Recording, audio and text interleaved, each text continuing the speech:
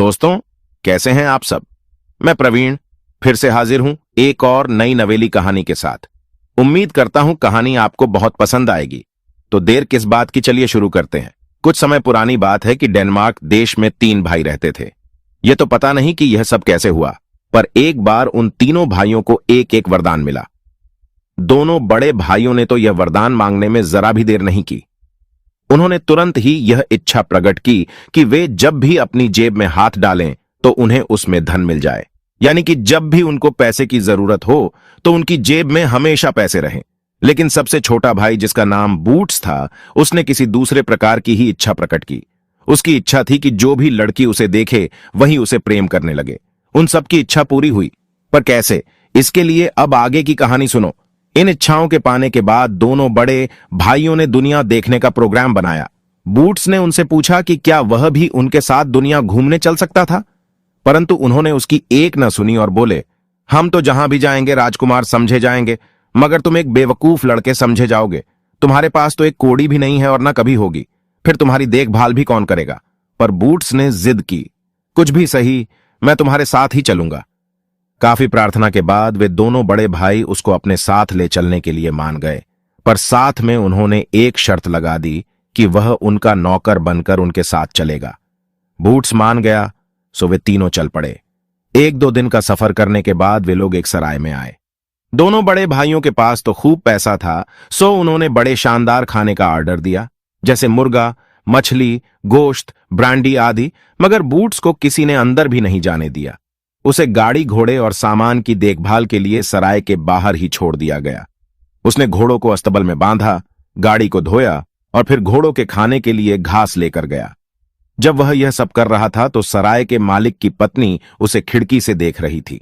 उसकी आंखें उस सुंदर लड़के के चेहरे से ही नहीं हट पा रही थीं, हालांकि वह तो मेहमानों का केवल नौकर ही था। जितनी अधिक देर तक वह उसे देखती रही, उसे वह उतना ही अधिक सुंदर दिखाई दे रहा था। सराय का मालिक बोला, अरे, तुम वहां खिड़की पर खड़ी खड़ी क्या कर रही हो? जरा जाकर देखो कि रसोई में खाना ठीक से बन रहा है कि नहीं। हमारे शाही मेहमान खाने का इंतजार कर रहे हैं। पत्नी उधर से अपनी आंख हटाए बिना ही बोली, ओह, अगर उनको खाना पसंद नहीं भी आया तो न सही, मैं क्या करूं? मैंने अभी तक इतना सुंदर लड़का पहले कभी नहीं देखा। क्यों ना हम उसको रसोई में बुलाकर कुछ अच्छा सा खाना उसको खाने के लिए दे दें? ऐसा लगता है कि बेचारा काफी मेहनत करता है। क्या तुम्हारा दिमाग खराब हो गया है? रसोई में जाओ और अपना काम देखो। पत्नी ने पति से लड़ना ठीक नहीं समझा, पर उसे एक विचार आया और वह एक कीमती चीज अपने एप्रन में छिपाकर सराय से बाहर आई। यह कीमती चीज थी एक कैंची। यह एक जादुई कैंची थी। इस जादुई कैंची का काम यह था कि इसको हवा में चलाने से जो भी कपड़ा जिस रंग में भी सोचो उसी रंग में कट जाता था। वह बूट्स के पास आई और बोली, यह कैंची तुम रखो, क्योंकि तुम बहुत सुंदर हो। इस कैंची की खासियत यह है कि इसको हवा में चलाने से जो भी कपड़ा जिस रंग में भी सोचो उसी रंग में कट जाता है। बूट्स ने उसे नम्रता से धन्यवाद दिया और उससे वह कैंची लेकर अपनी जेब में रख ली। बूट्स के भाइयों का जब खाना खत्म हो गया तो वे फिर चलने के लिए तैयार हुए और बूट्स गाड़ी के पीछे नौकर की जगह पर खड़ा हुआ। फिर वे एक दूसरी सराय में आए। वे दोनों तो सराय के अंदर चले गए और बूट्स बाहर ही सामान आदि की देखभाल करने के लिए खड़ा रहा। भाइयों ने बूट्स को बताया कि अगर कोई तुमसे यह पूछे कि तुम किसके नौकर हो तो तुम कहना कि मैं 2 विदेशी राजकुमारों का नौकर हूं। ठीक है। इस बार भी वही हुआ जो पिछली सराय में हुआ था। सराय के मालिक की पत्नी ने जब उसे देखा तो वह तो बस उसे देखती ही रह गई। पति ने जब अपनी पत्नी को बाहर झांकते देखा तो उसने भी उससे कहा, वहां तुम दरवाजे पर क्यों खड़ी हो? जाओ और जाकर अपनी रसोई देखो। हमारी सराय में रोज रोज विदेशी राजकुमार नहीं आया करते। और जब वह अंदर नहीं गई तो वह उसको उसकी गर्दन पकड़कर अंदर ले गया। इस बार सराय के मालिक की पत्नी ने उसको एक जादुई मेज पोष दिया, जिसकी खूबी यह थी कि उसे बिछाने पर जो भी खाना सोचो वही खाना उस मेजपोश पर आ जाता था। तीसरी सराय में भी ऐसा ही हुआ। जैसे ही उस तीसरी सराय के मालिक की पत्नी ने बूट्स को देखा तो वह भी उसकी तरफ आकर्षित हो गई। उसने उसको लकड़ी की एक टोंटी दी, जिसकी खूबी यह थी कि उसे खोलने पर जो भी पीने की चीज चाहो वही मिल सकती थी। बूट्स ने उसको भी नम्रतापूर्वक धन्यवाद दिया और वह टोंटी उससे लेकर अपनी जेब में रख ली। एक बार फिर से वे लोग कड़ी सर्दी में अपने सफर पर चल दिए। अब की बार वे एक राजा के महल में पहुंचे। दोनों बड़े भाइयों ने अपना परिचय बादशाह के लड़कों के रूप में दिया, क्योंकि उनके पास खूब पैसा था और बहुत कीमती कपड़े थे। राजा ने उनका बहुत जोर शोर से स्वागत किया और राजमहल में उन्हें इज्जत से ठहराया गया। मगर बूट्स बेचारा उन्हीं फटे कपड़ों में था जिनको पहनकर वह घर से निकला था। उस बेचारे की जेब में तो एक कौड़ी भी नहीं थी। उसको राजा के नौकरों ने नाव में सवार कराकर एक टापू पर भेज दिया, क्योंकि वहां का यही नियम था कि जो भी गरीब या भिखारी वहां आता उसको उसी टापू पर भेज दिया जाता। राजा ने यह नियम इसलिए बना रखा था क्योंकि वह अपने स्वादिष्ट और अच्छे खाने और पहनने के बढ़िया कपड़ों को गरीबों की नजर से गंदा नहीं करना चाहता था। बचा हुआ खाना जो केवल जिंदा रहने के लिए ही काफी होता था, भिखारियों से और गरीबों से भरे उस टापू पर भेज दिया जाता था। घमंडी भाइयों ने अपने भाई को ऐसी जगह जाते देखा मगर अनदेखा कर दिया, बल्कि वे लोग खुश ही हुए कि अच्छा हुआ उन्हें उससे छुटकारा मिल गया। जब बूट्स उस टापू पर पहुंचा और उसने वहां के लोगों की हालत देखी तो उसे अपनी तीनों कीमती चीजों की याद आई। सबसे पहले उसने कैंची निकाली और उसे हवा में चलाना शुरू कर दिया और हवा में से बढ़िया बढ़िया कपड़े कट कट कर गिरने लगे। जल्दी ही भिखारियों के पास राजा और उन घमंडी भाइयों से भी अधिक कीमती और सुंदर कपड़े आ गए। उन कपड़ों को पहनकर वे सब बहुत खुश हुए और नाचने लगे, पर वे अब अपनी भूख के लिए क्या करें। अब बूट्स ने अपना मेजपोश निकाला और उसे बिछा दिया। अब क्या था, नाम लेते ही मेजपोश पर तरह तरह के स्वाददार खानों का ढेर लग गया। भिखारियों ने ऐसा खाना कभी जिंदगी में नहीं देखा था। उन्होंने खूब खाया और खूब खिलाया। ऐसी दावत तो राजा के महल में भी शायद कभी नहीं हुई होगी जैसी उन भिखारियों के टापू पर हो रही थी। अब तुम्हें प्यास भी लग रही होगी, सो लो, जो चाहो पियो, कहकर बूट्स ने अपनी लकड़ी की टोंटी निकाली और उसे खोल दिया। तरह तरह की शराब उसमें से निकलने लगी। इस प्रकार भिखारियों ने बूट्स की मेहरबानी से वह सब कुछ पाया जो किसी राजा को भी नसीब होना मुश्किल था। क्या तुम सोच सकते हो कि यह सब कुछ देखकर वहां क्या खुशियां मनाई जा रही होंगी। अगली सुबह राजा के नौकर भिखारियों के लिए खाना लेकर आए। वे दलियां आदि की खुरचने, कुछ पनीर के टुकड़े और डबल रोटी के सूखे टुकड़े लाए थे, लेकिन आज भिखारियों ने उनको छुआ तक नहीं।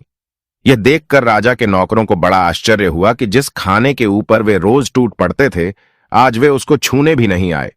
लेकिन इससे भी ज्यादा आश्चर्य उन्हें तब हुआ जब उन्होंने देखा कि सारे भिखारी राजकुमारों जैसे शाही कपड़े पहने हुए हैं। राजा के नौकरों को लगा कि वे शायद किसी गलत टापू पर आ गए हैं, पर नहीं, यह तो वही टापू था जिस पर वे रोज आते थे। फिर उन्होंने सोचा कि शायद यह कल वाले भिखारी की करामात रही हो, पर यह सब उसने कैसे किया होगा यह उनके दिमाग में नहीं आया। वे महल लौट गए और उन्होंने टापू के बारे में कई सारी बातें राजा को बताईं। एक बोला, उनको इतना घमंड हो गया है कि उन्होंने आज के खाने को छुआ तक नहीं। दूसरा बोला, उस कल वाले लड़के ने सबको शाही कपड़े पहनने को दे दिए हैं। टापू पर रहने वालों का कहना है कि उस लड़के के पास एक ऐसी कैंची है जो हवा में चलाने से सिल्क और साटन के कपड़े काटती है। तीसरा बोला, उनके पास बहुत तरह का खाना और शराब पड़ी थी, इसलिए उन्होंने यह खाना छुआ तक नहीं। एक और बोला, और मैंने तो उस नए भिखारी की जेब में एक टोंटी जैसी चीज भी देखी थी। राजा के एक बेटी थी, उसके कानों में भी ये बातें पड़ ढीं तो उसके मन में इस लड़के को देखने की इच्छा हो आई कि अगर वह कैंची उसे बेच दे तो वह भी सिल्क और साटन के कपड़े पहन पाएगी। उसने अपने पिता को चैन नहीं लेने दिया और राजा को उस लड़के को बुलाने के लिए एक आदमी उस टापू पर भेजना ही पड़ा। जब वह लड़का महल में आया तो राजकुमारी ने देखा कि वह किसी राजकुमार से कम नहीं लग रहा था। उसने पूछा, क्या यह सच है कि उसके पास जादू की कैंची है? बूट्स बोला कि हाँ, यह सच है कि उसके पास जादू की कैंची है। उसने अपनी जेब से जादू की कैंचियां निकाली और हवा में चलाने लगा। सिल्क, साटन और मखमल के कपड़ों के ढेर लग गए, पीले, हरे, गुलाबी, नीले। राजकुमारी ने कहा, यह कैंची हमें बेच दो, तुम जो चाहोगे हम तुम्हें वही देंगे। बूट्स ने कहा, नहीं, मैं इसे नहीं बेच सकता, क्योंकि ऐसी कैंची मुझे दोबारा नहीं मिल सकती। जब वे लोग आपस में सौदेबाजी कर रहे थे तो राजकुमारी के साथ भी वही हुआ जो उन तीनों स्त्रियों यानी सराय के मालिकों की पत्नियों के साथ हुआ था। उसे लगा कि इतना सुंदर लड़का तो उसने पहले कभी देखा ही नहीं था। उसे लगा कि उस लड़के के बाल पीली साटन से भी ज्यादा पीले हैं, उसकी आंखें नीली मखमल से भी ज्यादा नीली हैं और उसके गाल गुलाबी सिल्क से भी ज्यादा गुलाबी हैं। वह उसको जाने नहीं देना चाहती थी, सो उसने सौदा छोड़कर उससे कैंची देने के लिए प्रार्थना करनी शुरू कर दी, जो बूट्स उसको किसी तरह भी देने के लिए राजी नहीं था। उसने उस लड़के से पूछा कि आखिर तुम्हें इसके लिए चाहिए क्या? बूट्स ने कहा, मैं अगर एक रात तुम्हारे कमरे के दरवाजे पर फर्श पर सो जाऊं तो यह कैंची मैं तुम्हें ऐसे ही दे दूंगा। मैं तुम्हें कोई नुकसान नहीं पहुंचाऊंगा, लेकिन अगर तुम्हें मुझसे डर लगे तो तुम अपने भरोसे के 2 चौकीदार रख सकती हो और रात भर कमरे में रोशनी भी रहने दे सकती हो। राजकुमारी को इसमें कोई परेशानी नहीं थी, सो बूट्स राजकुमारी के कमरे के दरवाजे के पास फर्श पर रात भर सोया। 2 चौकीदार वहां रात भर रहे और कमरे में रोशनी रही, पर राजकुमारी को नींद नहीं आई, क्योंकि वह जब भी अपनी आंखें बंद करती उसके सामने बूट्स की सूरत नाचने लगती और फिर वह अपनी आंखें खोल लेती। रात भर यही चलता रहा। वह उसे उन सब लड़कों से सुंदर लग रहा था जो अब तक उससे शादी के उम्मीदवार रह चुके थे। अगले दिन राजकुमारी ने कैंची ले ली और बूट्स को भिखारियों के टापू पर वापस भेज दिया। अब उसे कैंची से कोई काम नहीं था, बस उसके मन में तो बूट्स की सुंदर सूरत बसी हुई थी। सो अब उसने उस अच्छे खाने के बारे में सोचा जो उस टापू पर बूट्स ने वहां के भिखारियों को दिया था। वह उसकी तह तक भी पहुंचना चाहती थी। सो बूट्स को फिर महल में लाया गया।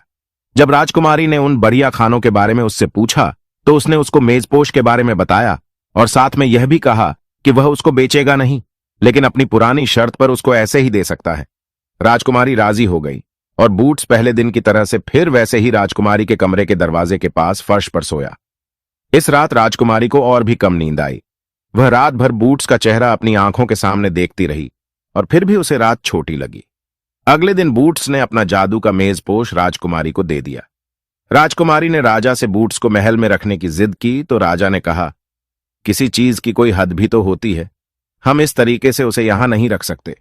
उसे टापू पर जाना ही होगा। और अगले दिन राजकुमारी की इच्छा के खिलाफ उसको फिर उसी टापू पर भेज दिया गया। जाते जाते राजकुमारी से उसने कहा कि उसको उन 2 राजकुमारों से अच्छा व्यवहार करना चाहिए जो उनके महल में ठहरे हुए हैं। अब की बार राजकुमारी को उसकी शराब की याद आई तो वह फिर अपने पिता के पास गई और बोली, पिताजी, उसके पास अभी एक चीज और है जो मेरे पास होनी चाहिए, इसीलिए मेहरबानी करके उसे एक बार और बुला दीजिए। राजा ने अनमने मन से उसको बुलवा दिया। इस बार जब बूट्स आया तो राजा ने भी उनकी बातें सुनी। राजकुमारी ने पूछा, क्या तुम्हारे पास कोई जादुई टोंटी भी है? बूट्स ने फिर वही जवाब दिया, हां है। अगर राजा मुझे अपना आधा राज्य भी दे दें तो भी मैं उसे नहीं बेचूंगा, पर अगर तुम मुझसे शादी करने को तैयार हो तो मैं तुमको वह ऐसे ही दे सकता हूं। राजकुमारी मुंह फेर कर हंसी। फिर उसने अपने पिता की ओर देखा। पिता ने भी अपनी बेटी की ओर देखा तो उसको लगा कि उसकी बेटी इस लड़के को प्यार करती थी। राजा ने बेटी से कहा, ठीक है, हम तुम्हारी शादी इस लड़के से कर देंगे क्योंकि इसके पास ऐसी चीजें हैं जिनकी वजह से वह हमारे जितना ही धनी है। बस फिर क्या था, बूट्स और राजकुमारी की शादी हो गई। राजा ने अपना आधा राज्य उन दोनों को दे दिया। उसके भाइयों को भिखारियों के टापू पर भेज दिया गया। वे वहां उस टापू पर धन का क्या करते, क्योंकि वहां तो खरीदने को कुछ था ही नहीं। अगर बूट्स ने मेहरबानी करके कोई नाव उन्हें लेने नहीं भेजी होगी तो हमें यकीन है कि वे लोग अभी भी वहीं होंगे, पर हम आशा करते हैं कि बूट्स ने उन्हें जरूर माफ कर दिया होगा। पर जब तक वहां बूट्स का राज्य रहा, उसने और उसकी रानी ने फिर किसी और को उस टापू पर नहीं भेजा। कहानी पसंद आई हो तो दिल खोल के लाइक शेयर कर दो और सब्सक्राइब करके सपोर्ट करो। मिलते हैं अगली वीडियो में। तब तक के लिए हंसते रहिए, मुस्कुराते रहिए।